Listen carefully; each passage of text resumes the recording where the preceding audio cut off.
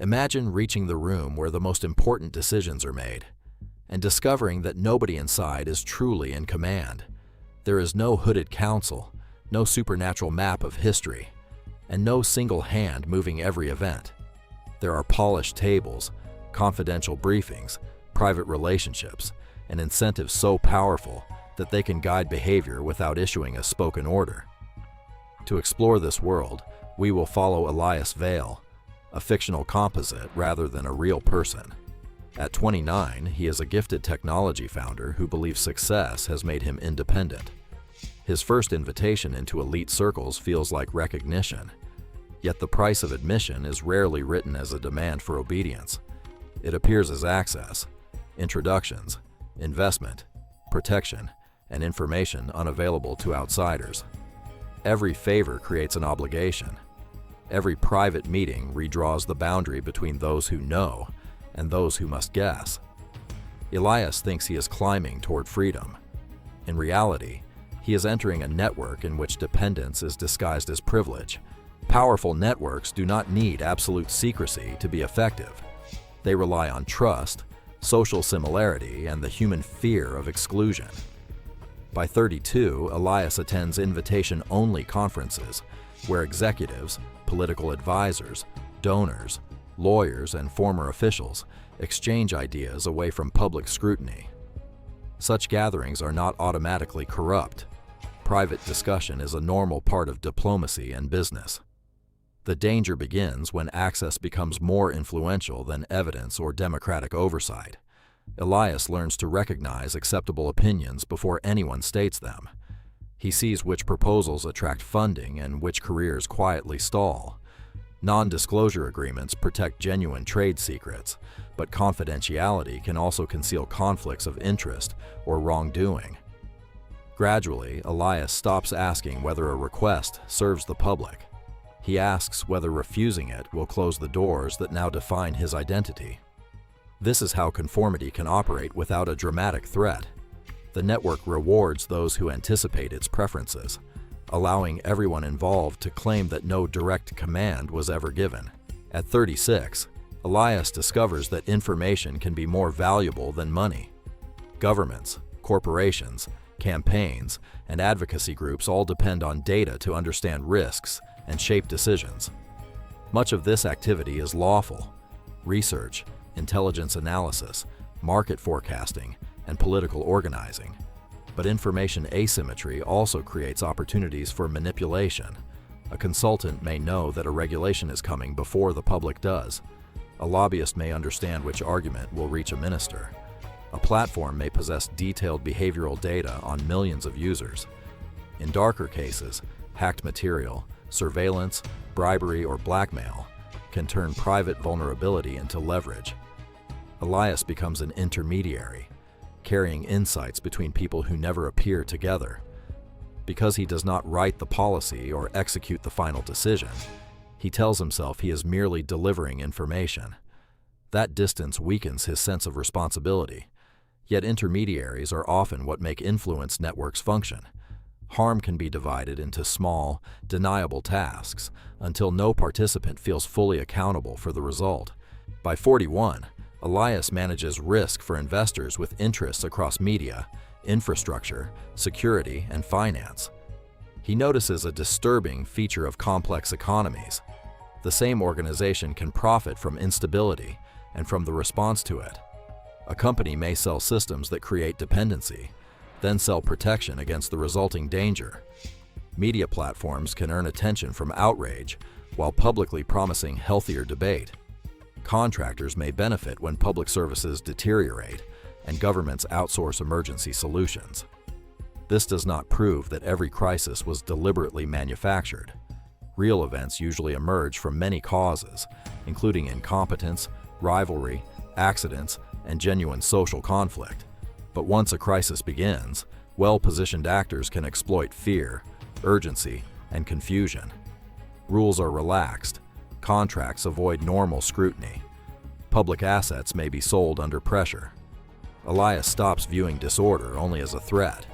He begins to see it as an opening. That change, not a secret initiation, is the moral turning point. When suffering becomes a market signal, empathy starts to look like an obstacle. At 47, Elias enters the world of regulatory capture. Regulators are created to supervise industries, but they often depend on those industries for technical knowledge.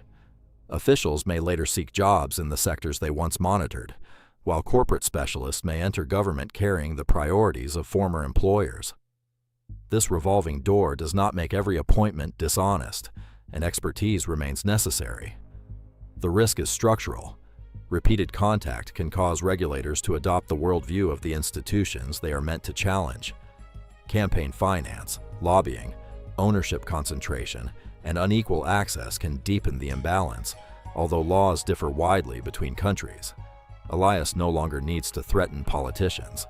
He can fund research, propose ready-made legislation, sponsor persuasive public campaigns, or ensure that decision-makers hear one side more often than another.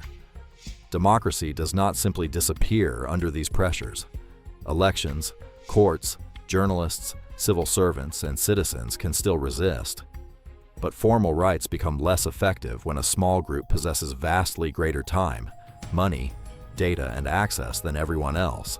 At 53, Elias begins thinking in the language of entire economies. Decisions involving credit, debt, currency, energy, land, or water can affect millions of people who never enter the negotiating room. During a financial emergency, a government may accept harsh terms because every alternative appears worse. Investors with available capital can then acquire distressed companies, housing, natural resources, or infrastructure at reduced prices. Sometimes this preserves jobs and restores services. Sometimes it transfers public wealth into private hands, while ordinary families absorb the losses.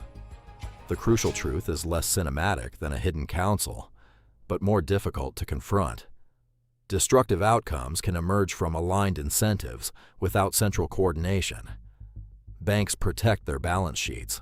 Politicians seek short-term stability. Funds pursue returns. Executives defend market share. Each actor describes a rational decision, yet the combined result may be unemployment, austerity, displacement, or deeper inequality. Elias has more authority than ever, but fewer choices. If he rejects profitable opportunities on moral grounds, competitors will take them, and the institutions behind him may simply replace him. At 59, Elias reaches the most durable form of influence, the power to shape what society considers normal, realistic, or even thinkable. Wealthy interests fund universities, policy institutes, charities, advertising, entertainment, and news organizations. Such funding can produce valuable discoveries and public benefits. It can also influence which questions receive attention, which experts gain visibility, and which solutions appear respectable.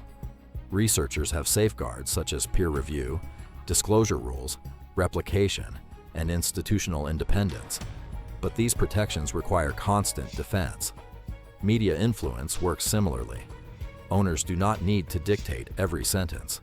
Hiring choices, budgets, audience incentives, and editorial priorities can shape the range of stories that reach the public. Digital recommendation systems add another layer by rewarding material that holds attention, often favoring emotional certainty over careful context. Elias once wanted to control decisions. Now he understands that controlling the menu of available ideas can be more effective. People remain capable of independent judgment, but judgment is harder when crucial facts are buried beneath repetition, distraction, or manufactured doubt. At 62, Elias finally reaches the symbolic summit and finds no throne. The system surrounding him is older than his career and larger than any member. It is built from ambition, fear, institutional survival, historical inequality, and the tendency to reward immediate gains while distributing long-term harm. Even the powerful can become prisoners of it. They require security, loyal advisors, favorable markets, and continued approval from allies who may abandon them when interests change. This is why reducing every injustice to an all-powerful secret group can be misleading. It grants imaginary competence to elites while hiding the visible mechanisms that can actually be challenged.